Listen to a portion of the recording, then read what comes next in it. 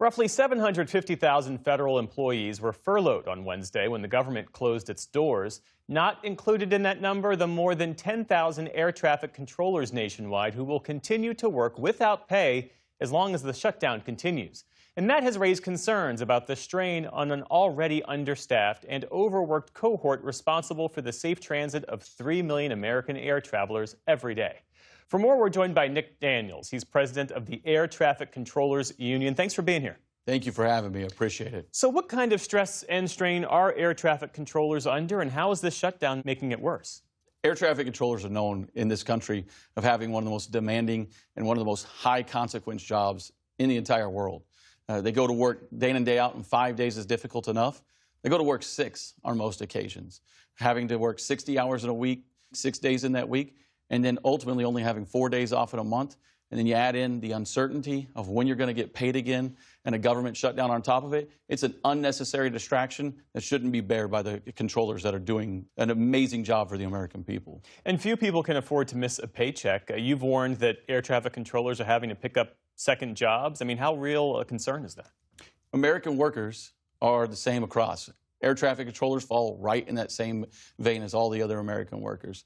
Most people are young, starting families, and they don't have that residual income. Or when you know your stream of income isn't going to be there, you have to start making very difficult decisions. Now, I want to make sure it's completely understood. Air traffic controllers are going to show up and do their job that Americans want every single day, which is keeping them safe. But yes, when we had a 35-day government shutdown and you saw that $0 paychecks were rolling in, and you needed to think about your family, taking care of medical bills, making sure that food was going to be on the table, some did start having to drive for Uber on the side, and that's something that Americans have said. We don't want our air traffic controllers doing a side gig. We want them doing their primary job, and that's keeping people safe. Especially if they're working 60 hours a week already.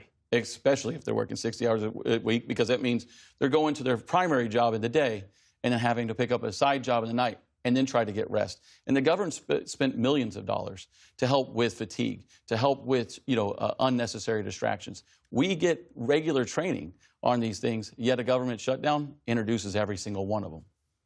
The FAA says it's going to halt the field training and the hiring during the shutdown. There's an academy in Oklahoma that will stay open, but using last year's funds. What's that mean for the pipeline of new controllers?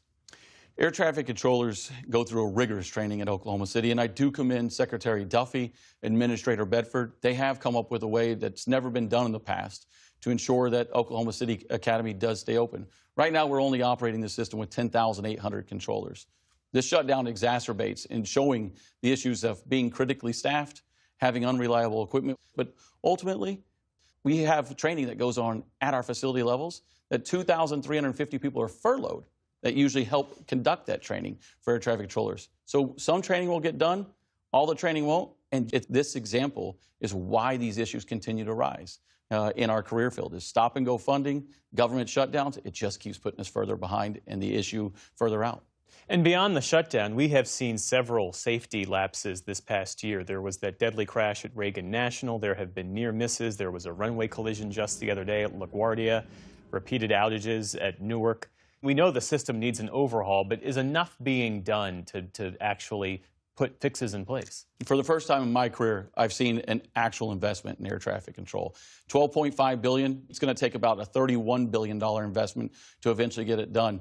But we cannot slow down. We cannot have pauses like this that are going to keep this problem going on longer. We need the investment now. We need to keep the government open, and that's our call. So open the government, let us do the job, and let us get everybody to work so we can truly bring the system up to the gold standard that American people deserve. Can Americans feel safe flying right now, and if this shutdown drags on? People can feel safe flying, but that's because of the men and women that I represent, the air traffic controllers that are shouldering this burden day in and day out.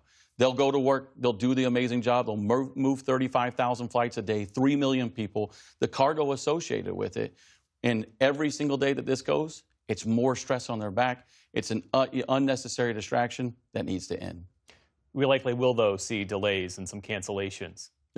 Delays and cancellations happen every day on a fragile system that's already there right now. And I think the hyper-focus will be from the media during the shutdown, and we'll get to see, not because of just the shutdown itself, how fragile our system really is and why we need to continue investing in it.